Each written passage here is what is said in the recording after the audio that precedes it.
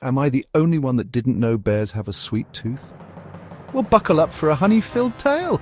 Meet Benny the bear. Today, Benny's on a mission, a honey hunt. With his nose twitching and ears perked, Benny follows the sweet scent through the forest. Look, there's a buzzing beehive up ahead. Benny's not scared of a few bees. He knows the prize inside is worth the buzz. Carefully, he scoops out the golden honey, savoring every sticky bite. Yum. The bees buzz around, but Benny's too busy enjoying his treat. Nature's sweet treasures always make the best feasts. Until next time, happy honey hunting.